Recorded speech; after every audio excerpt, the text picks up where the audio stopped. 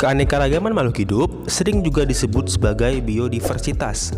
Biodiversitas berasal dari bahasa Inggris yaitu biodiversity yang merupakan singkatan dari biological diversity.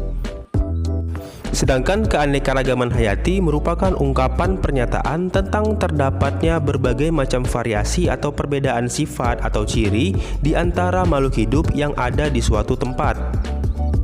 Variasi itu meliputi antara lain variasi bentuk, warna, jumlah, ukuran, habitat, dan kebiasaan. Jadi yang dimaksud dengan keanekaragaman hayati adalah keanekaragaman semua spesies tumbuhan, hewan, mikroorganisme, serta proses-proses ekosistem dan ekologis yang ada di suatu tempat. Keanekaragaman hayati yang ada di bumi dapat dibedakan menjadi 3 tingkat, yaitu keanekaragaman tingkat gen, keanekaragaman tingkat spesies, dan keanekaragaman tingkat ekosistem. Adanya keanekaragaman pada tingkat gen menyebabkan terjadinya variasi individu dalam satu spesies, baik dalam hal bentuk, sifat, warna, ataupun hal lainnya. Sementara itu, keanekaragaman tingkat spesies akan menimbulkan keanekaragaman di tingkat takson yang lebih tinggi, misalnya di tingkat genus. Banyaknya variasi dan beraneka-ragamnya spesies akan menyusun ekosistem yang berbeda pula. Nah, mari kita bahas keanekaragaman hayati tingkat gen, spesies, dan ekosistem satu persatu. Yang pertama adalah keanekaragaman hayati tingkat gen. Apa yang dimaksud dengan gen? Gen merupakan faktor pembawa dan pengendali sifat-sifat makhluk hidup yang terdapat di dalam kromosom. Kromosom itu sendiri terdapat di dalam inti sel. Pada dasarnya, gen-gen yang dimiliki oleh setiap makhluk hidup mengandung perangkat yang sama, tetapi berbeda susunannya. Karena susunan gennya berbeda, setiap makhluk hidup memiliki sifat, fisiologi, anatomi, dan morfologi yang berbeda pula. Setiap makhluk hidup memiliki gen yang sangat banyak dengan susunan yang beragam, sehingga apabila terjadi perkawinan dua makhluk hidup, akan terjadi rekombinasi gen dan terbentuk susunan gen yang baru. Hal inilah yang menyebabkan keanekaragaman gen menjadi makin tinggi. Makin banyak jenis gen yang terdapat dalam satu spesies, makin banyak. Nah, contoh keanekaragaman tingkat gen yang dapat kamu temui adalah jengger pada ayam. Kita mengenal beberapa bentuk pial atau jengger pada ayam, antara lain pial mawar, pial ercis, pial walnut, dan pial tunggal. Semua pial tersebut dimiliki oleh spesies yang sama, yaitu ayam atau galus-galus. Meskipun spesiesnya sama, setiap ayam memiliki gen yang berbeda-beda, sehingga bentuk pialnya berbeda pula. Keanekaragaman gen juga terjadi pada manusia.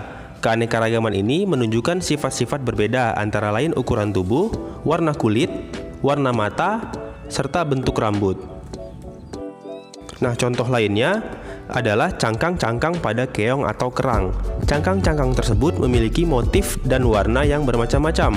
Hal itu juga menunjukkan adanya keanekaragaman pada tingkat gen. Motif dan bentuk cangkang kerang atau keong merupakan sifat yang nampak dari luar atau fenotip. Selain faktor genetik atau genotip, fenotip suatu jenis makhluk hidup juga ditentukan oleh faktor lingkungan. Oleh karena itu, dua makhluk hidup yang memiliki susunan gen yang sama belum tentu memiliki fenotip yang sama pula. Semua makhluk hidup dalam satu spesies memiliki perangkat dasar penyusun gen yang sama, tetapi dengan susunan yang berbeda-beda tergantung pada induknya. Hal itu yang menyebabkan timbulnya keanekaragaman pada tingkat gen. Nah, yang kedua kita akan membahas tentang keanekaragaman hayati tingkat spesies. Sebelum kita membahasnya, dapatkah kamu membedakan antara tanaman kelapa, aren, lontar, dan pinang? Atau dapatkah kamu membedakan jenis kacang-kacang seperti kacang tanah, kacang merah, kacang kapri, dan kacang hijau?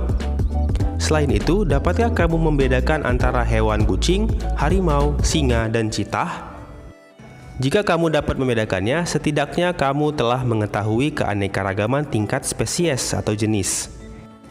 Untuk mengetahui keanekaragaman hayati tingkat spesies pada tumbuhan dan hewan, kamu dapat mengamati ciri-ciri fisiknya, misalnya bentuk dan ukuran tubuh, warna, dan kebiasaan hidup. Contoh, kamu tentu dapat dengan mudah membedakan anggota keluarga kacang-kacangan antara kacang tanah, kacang kapri, kacang hijau, dan kacang merah. Hal ini disebabkan di antara mereka ditemukan ciri-ciri yang berbeda antara jenis yang satu dengan yang lainnya. Ciri-ciri tersebut diantaranya adalah ukuran batang, kebiasaan hidup, bentuk biji, bentuk buah, warna biji, jumlah biji, serta rasanya. Demikian pula halnya dengan tanaman kelapa, aren, lontar, dan pinang. Meskipun termasuk dalam famili yang sama, yaitu famili Arecaceae, mereka memiliki perbedaan ciri-ciri dan sifat, misalnya tinggi batang, bentuk daun, bentuk bunga, serta tempat tumbuhnya. Contoh lain adalah hewan dari anggota famili Felidae atau keluarga kucing, yaitu kucing, harimau, singa, dan citah. Di antara mereka terdapat perbedaan-perbedaan yang mencolok dalam hal perbedaan warna penutup tubuh, ukuran tubuh, tingkah laku, dan lingkungan hidupnya. Dapat disimpulkan pada keanekaragaman tingkat spesies, hewan atau tumbuhan memiliki famili atau genus yang sama namun memiliki spesies yang berbeda. Nah, coba kamu tulis di kolom komentar contoh dari keanekaragaman tingkat spesies yang lain. Oke, yang terakhir adalah keanekaragaman hayati tingkat ekosistem. Setiap spesies makhluk hidup memiliki tampilan atau ciri-ciri morfologi yang berbeda-beda. Hal tersebut dipengaruhi oleh gen yang dimiliki makhluk hidup tersebut dan lingkungan tempat hidupnya. Semua makhluk hidup selalu berinteraksi dengan lingkungannya. Lingkungan di sekitar makhluk hidup tersusun atas komponen fisik dan komponen kimia. Komponen fisik lingkungan antara lain iklim, cuaca, air tanah, udara, angin, cahaya, suhu, dan kelembapan. Adapun komponen kimia lingkungan misalnya keasaman, kandungan mineral, dan salinitas. Komponen fisik dan komponen kimia lingkungan disebut komponen abiotik, sedangkan makhluk hidup yang tinggal di suatu lingkungan disebut komponen biotik. Interaksi antara komponen biotik dan komponen abiotik akan membentuk suatu ekosistem. Komponen ekosistem yang beraneka ragam dan interaksi antara komponen tersebut akan membentuk keanekaragaman ekosistem. Keanekaragaman ekosistem dapat diamati pada tingkatan organisasi kehidupan yang lebih besar, misalnya bioma. Bioma merupakan komunitas ekologi yang utama atau formasi makhluk hidup, baik hewan ataupun tumbuhan yang menghuni wilayah yang luas. Bioma biasanya diidentifikasi atas dasar vegetasinya yang khas, misalnya tundra, hutan hujan tropis, dan hutan gugur. Bioma seringkali disebut ekosistem dalam skala besar. Keanekaragaman ekosistem di Indonesia disebabkan oleh adanya variasi iklim, kondisi geologis, serta faktor fisik dan kimia tanah. Berbagai tipe tumbuhan yang secara morfologi tampak sama dapat merupakan komunitas yang menempati tipe ekosistem atau habitat yang berbeda-beda. Berbagai tipe ekosistem yang ada di Indonesia antara lain adalah: yang pertama, ekosistem rawa bakau, terdapat di Pulau Jawa, Kalimantan, Sulawesi, dan Papua. Yang kedua, ekosistem hutan rawa, air tawar, dan danau, ditemukan di Pulau Jawa, Kalimantan, dan Sulawesi. Yang ketiga adalah ekosistem hutan basah dataran rendah, terdapat di Pulau Jawa, Sumatera, Sulawesi, dan Kalimantan. Yang keempat, ekosistem hutan meranggas kering, dataran rendah, terdapat di Pulau Jawa, Bali, dan Sulawesi.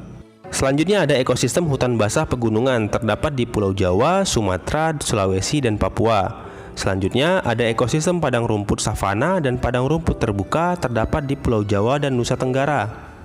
Lalu ada ekosistem pesisir pantai dan hutan pesisir, terdapat di Pulau Jawa, Sumatera, Nusa Tenggara, dan Sulawesi. Dan yang terakhir ada ekosistem gunung api dan kaldera, dapat ditemukan di Pulau Jawa dan Pulau Sumatera. Keanekaragaman ekosistem tersebut menunjukkan keanekaragaman spesies yang hidup di dalamnya. Makin beraneka ragam penghuni suatu ekosistem, makin stabil ekosistem tersebut. Kestabilan suatu ekosistem dapat terganggu apabila salah satu komponennya hilang, rusak, atau punah. Jika kestabilan ekosistem terganggu, perlu waktu lama untuk memulihkannya. Sekian pembahasan kita kali ini. Terima kasih telah mendengarkan. Sampai jumpa di pembahasan berikutnya.